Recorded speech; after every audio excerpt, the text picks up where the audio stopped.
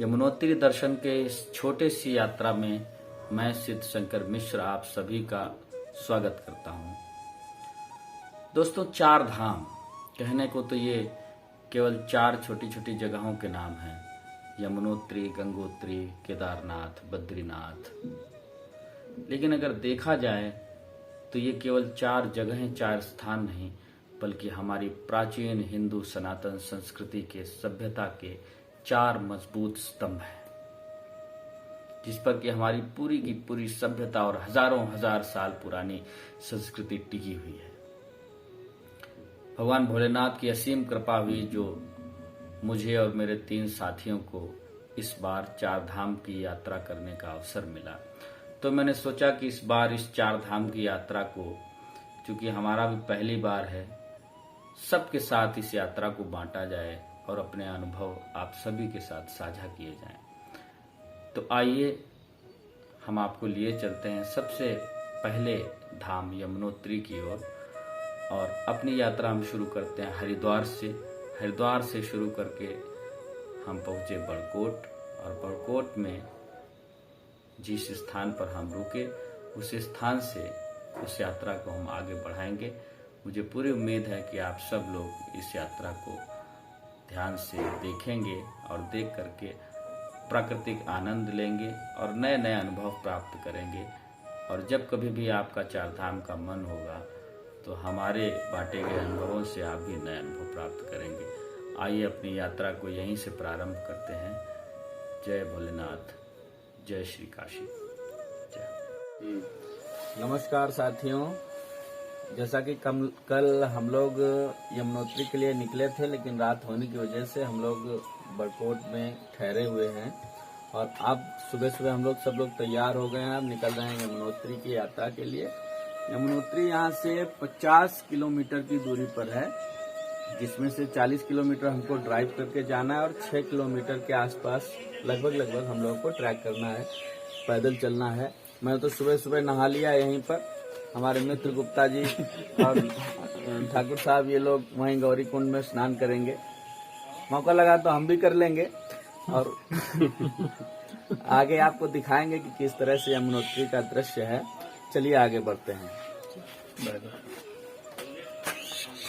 चलिए, ताला बंद कीजिए ठाकुर जी।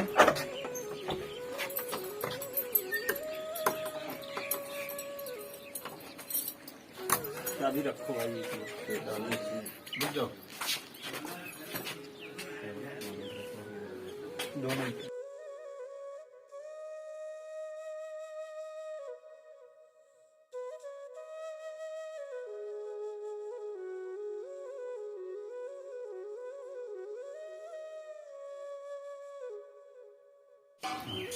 इस समय हम लोग बड़कोट के RVRB रेजिडेंसी में ठहरे हुए हैं, और पूरे बड़कोट में ये सबसे अच्छा होटल है। बहुत ही अच्छा होटल है। सबसे अच्छी बात, यहाँ का खाना बहुत ही अच्छा है, बिल्कुल इको फ्रेंडली और घर की तरह खाना। कल शाम को हम लोगों ने यहाँ पे खाया। तो जब भी आप लोग इधर से गुजरे तो RD रेजिडेंसी में ही ठहरे, और ठहर करके यहाँ खाना नाश्ता भी हम लोग करने वाले हैं। बहुत ही अच्छा और घर का खाना हम लोग को यहाँ पे मिला। अब जैसे जैसे आगे बढ़ते जाएंगे आपको दिखाते जाएंगे किस किस व्यू पॉइंट पर हम लोग पहुँच गए, क्या क्या कर रहे हैं।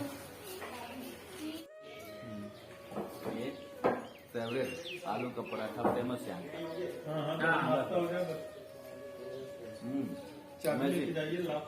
बहुत ही अच्छा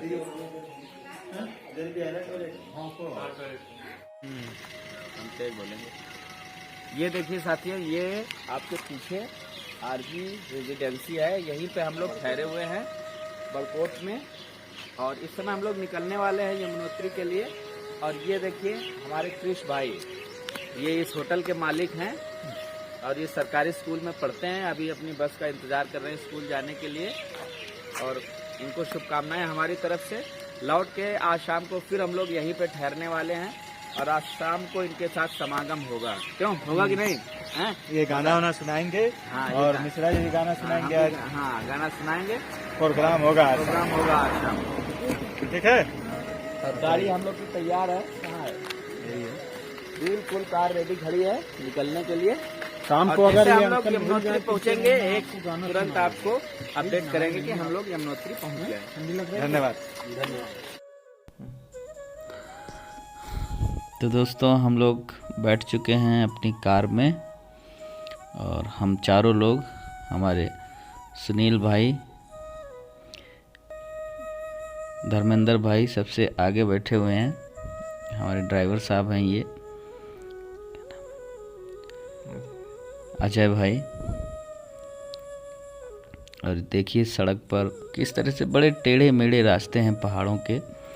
और उत्तराखंड के बाहर का अगर कोई ड्राइवर है तो उसे यहाँ रोड पर गाड़ी चलाने की कोई परमिशन नहीं है। उसके पास हिल स्टेशन ड्राइविंग का लाइसेंस होना चाहिए, तभी वो यहाँ पर गाड़ी चला सकता है। देखिए कि हर 1 मिनट पर टर्न बदल जाता है।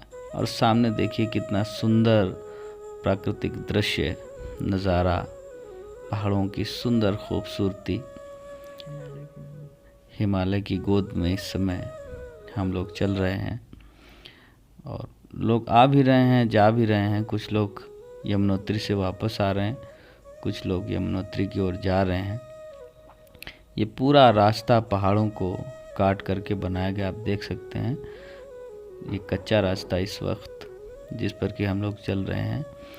और यहाँ का कच्चे रास्ते जो हैं ख़तरनाक रास्तों में माने जाते हैं। बहुत ही संभल कर ड्राइव करने की ज़रूरत है यहाँ पर। सामने देखिए एक बड़ा खूबसूरत सा पहाड़ है। और वास्तव में अगर आप प्रकृति की गोद में आना चाहते हैं तो उत्तराखंड आइए, देवभूमि में आइए। आपको प्रकृति का पूरा आनंद अगर लेना है, ये देखिए सामने कितना सुंदर सा बड़ा सा पर्वत है। और पर्वत के किनारे पहाड़ को काट करके ये सड़कें बनाई गई हैं यात्रियों की सुविधा के लिए। हर आदमी के बस की बात नहीं है जो यहाँ पर ड्राइव कर सके, गाड़ी चला सके। कुछ ख़ास ट्रेंड ड्राइवर्स ऐसे होते हैं जो इन रूट्स पर गाड़ी चला सकते हैं। एक पुल से हम लोग गुज़रे और ये फिर से हम अपने मार्ग पर आगे बढ़ रहे हैं। और ये बिल्कुल ही सिंगल रोड है, एक बार में एक ही गाड़ी यहाँ चल सकती है। पहाड़ों पर जितना आनंद है उतना ख़तरा भी है, डेंजर भी है। सड़कें तंग हैं और पत्थर गिरने का डर हमेशा बना रहता है।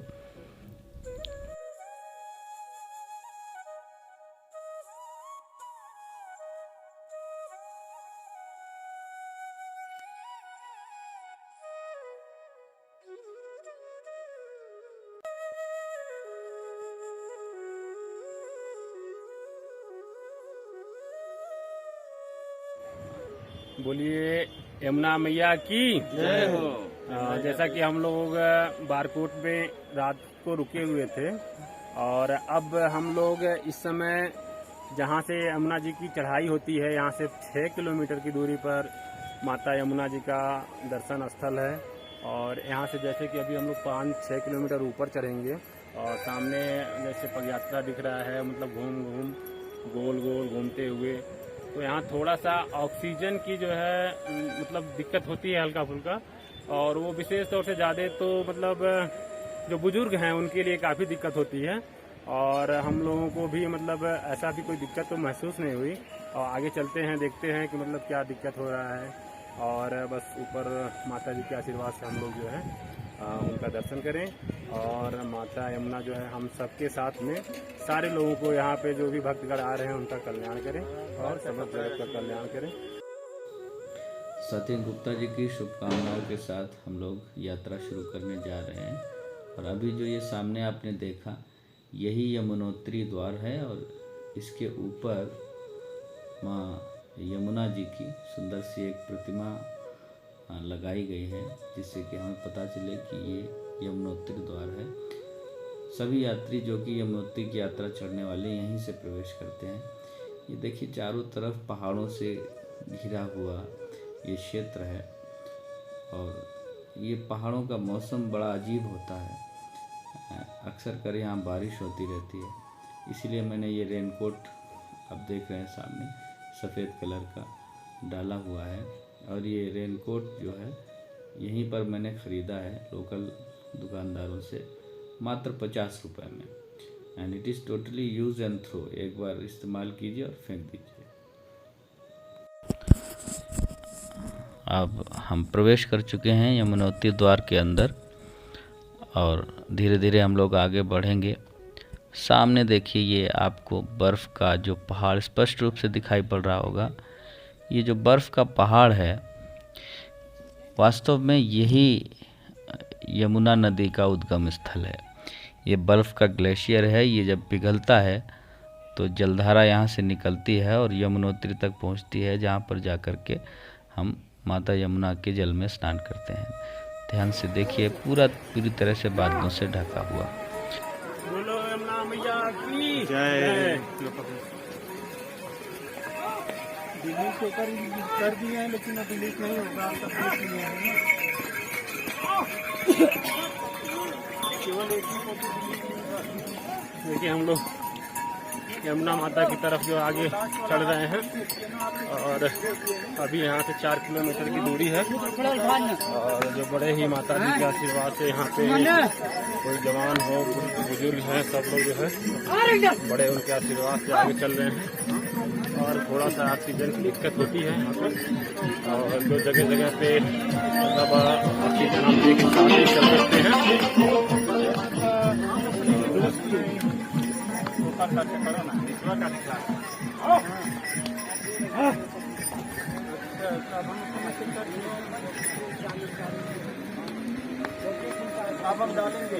अभी थोड़ा हम लोग ऊपर से नीचे की तरफ चल रहे हैं, तो थोड़ा मतलब आराम है, सांस लेने में कोई दिक्कत नहीं है किसी प्रकार की।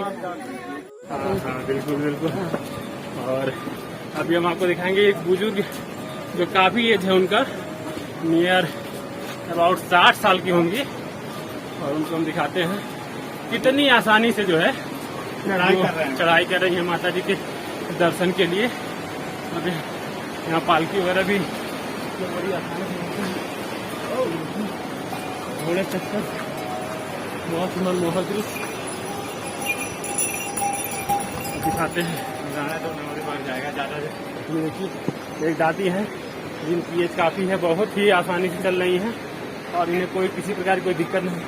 दादी जी कैसा लग रहा है? चलती चली आ रही हैं। थकावट तो नहीं लग रही है?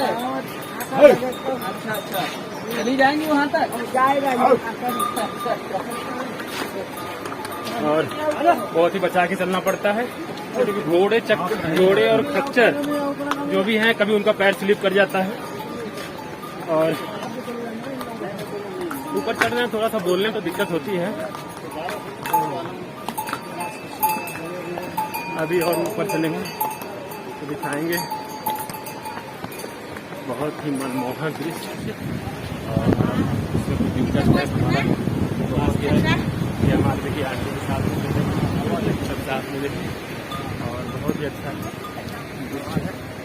और इतना ठंडा हवा है, सारी थकान खत्म हो जा रही है ऐसे ही। और इतने अभी देखिए इतनी बुजुर्ग हैं, जिनकी एज जो है कुछ नहीं तो 50 के ऊपर होगा, जो बड़ी ही आसानी से ऊपर चल रहे हैं। ना किसी घोड़े की जरूरत है, ना खच्चर की जरूरत है, और ना ही पालकी की जरूरत है। ये देखिए दादी, आपको कोई दिक्कत नहीं हो रहा है? चढ़ाई करने में कोई दिक्कत नहीं हो रहा है? माता जी की कृपा से सब कर रहे हैं। देखिए अंकल जी हैं और ये बताएंगे कितना अच्छा लग रहा है ऊपर चलते समय। अच्छा है ना? बहुत बढ़िया लग रहा है। बहुत बढ़िया लग रहा है ना? मरे जा रहे देखो। जैसा कि अभी कहीं कोई दिक्कत नहीं है। सुनील भाई ने बताया कि चढ़ाई यहाँ पे बड़े बुजुर्ग सब लोग कर रहे हैं, उस हिसाब से सही बात है कि यहाँ बूढ़े बच्चे जवान सभी लोग आसानी से चढ़ाई कर रहे हैं। और हिमालय के गोद में हम लोग चढ़ते हुए यमुना नदी के उद्गम स्थल तक जाने का प्रयास कर रहे हैं। और माँ यमुना की कृपा हुआ तो हम लोग जरूर वहाँ पर पहुँचेंगे और पहुंच के गरम कुंड सूर्य कुंड में स्नान करके मैया यमुना का दर्शन जरूर करेंगे हम लोग। मैया का आशीर्वाद हम लोगों के ऊपर सदा बना रहे। और चारों तरफ मतलब और- प्राकृतिक दृश्य ऐसा मतलब अच्छा मतलब हालांकि यहाँ पे लिख करके बताया भी गया है, आप लोग रूबरू पर चले और प्राकृतिक का सुंदरता का आनंद लेते हुए चले। आनंद लेते हुए चले। और वैसा ही हम लोग कर भी रहे हैं। प्राकृतिक सुंदरता का आनंद भरपूर लेते हुए हम लोग अपनी कदम को आगे की ओर बढ़ा रहे हैं।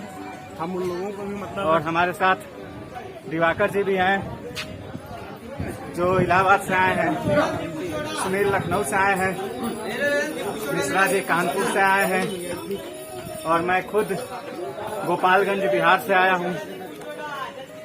चारों लोग 2010 में हम लोग बीएड किए साथ में और इस समय तक हमारी दोस्ती बरकरार है और आगे भी बरकरार रहेगी। मैया का आशीर्वाद हुआ तो पूरे भारत का भ्रमण करने का हमारा सपना है और इसे पूरा करना है हमें। धन्यवाद।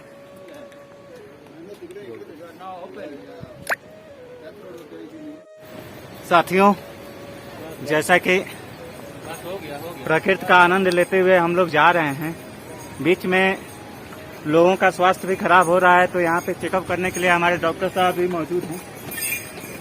डॉक्टर साहब बीपी वगैरह चेक कर रहे हैं।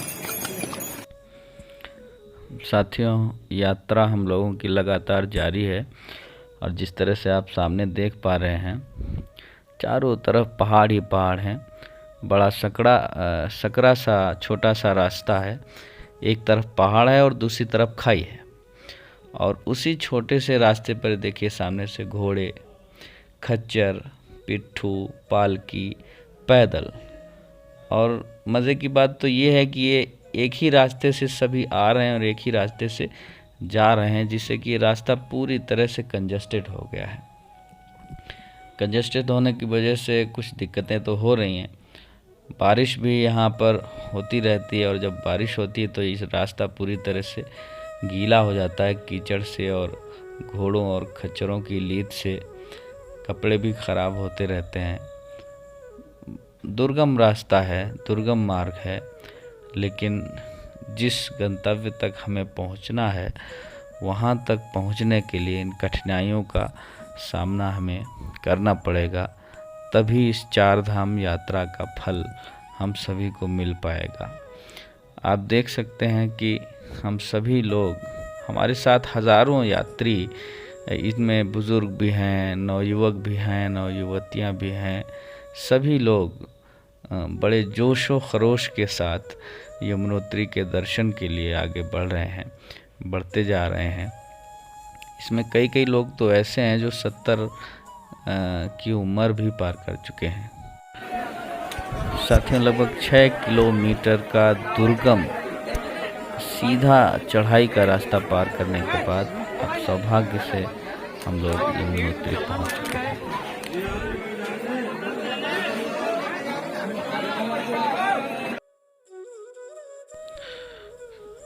साथियों, यही वो जगह है, यही वो पवित्र स्थान है जहाँ का दर्शन करने के लिए दूर दूर से लोग, पूरे भारत से लोग आते हैं और इस पवित्र जल में स्नान करते हैं।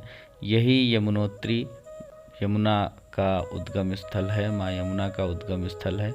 देखिए मेरे सारे साथी इस जल में स्नान कर रहे हैं। इतना शीतल जल है, लेकिन शीतल होने के साथ साथ ये बहुत ही ठंडा, इतना ठंडा है कि इस जल के अंदर 1 मिनट से ज़्यादा कोई ठहर नहीं पा रहा है।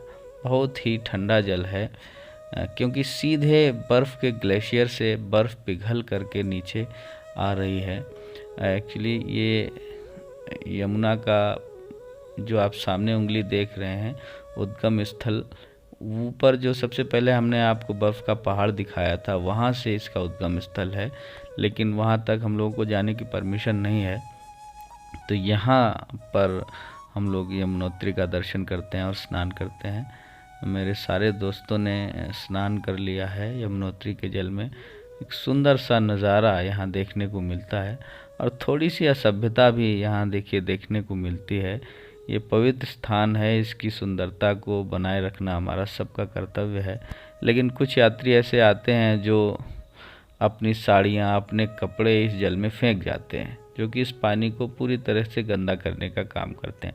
हालांकि प्रशासन की ओर से लगातार सूचित किया जाता रहता है कि यहाँ पर किसी भी प्रकार का कपड़ा या जल अपने कपड़े ना फेंकें, लेकिन महिलाएं कुछ रूढ़िवादी मान्यताओं की होती हैं जो नहीं मानती हैं। और देखिए, मैंने भी स्नान तो मैं नहीं कर पाया क्योंकि पानी इतना ठंडा था, मेरी हिम्मत नहीं हुई अंदर जाने की, लेकिन थोड़ा सा अभिषेक इस जल के माध्यम से कर लिया है।